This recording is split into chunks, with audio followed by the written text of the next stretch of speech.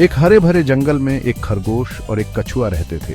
खरगोश अपनी बिजली जैसी तेज गति के लिए जाना जाता था। अक्सर अपनी काबिलियत के बारे में शेखी बघाड़ता था। वो पेड़ों के बीच से फुर्ती से दौड़ता, बाकी सबको धूल चटाता। दूसरी तरफ कछुआ धीमा और स्थिर था। वह आराम से चलता था। उसका मजबूत कवच हमेशा उसकी रक्षा करता था।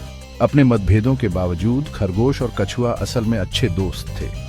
वे अक्सर अपना दिन साथ बिताते, कहानियां सुनाते और एक दूसरे की संगति का आनंद लेते। एक धूप वाली दोपहर, जब वे एक बड़े ओक के पेड़ की छाया में आराम कर रहे थे, खरगोश ने दौड़ लगाने का सुझाव दिया। कछुआ पहले तो हिचकिचाया।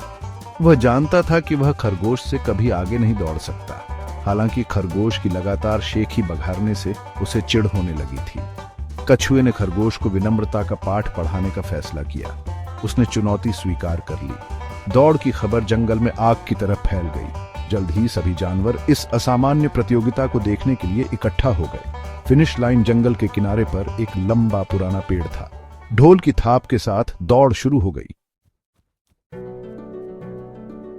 खरगोश अपने स्वभाव के अनुसार स्टार्टिंग लाइन से तेजी से भागा।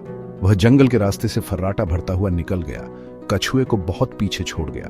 वह इतना आगे था कि उसने थोड़ी देर झपकी लेने का फैसला किया। कछुआ कभी नहीं पकड़ पाएगा, उसने घमंड से सोचा। इस बीच कछुए ने अपनी धीमी और स्थिर गति बनाए रखी। वह ब्रेक या ध्यान भटकाने के लिए नहीं रुका। उसने अपनी नजर इनाम पर रखी। उसका दृढ़ निश्चय अटल था। सूरज डूबने लगा, तब भी वह आगे बढ़ता रहा। जब खरगोश आखिरकार अपनी झपकी से उठा, तो वह यह देखकर चौंक गया कि कछुआ फिनिश लाइन के करीब पहुंच रहा है।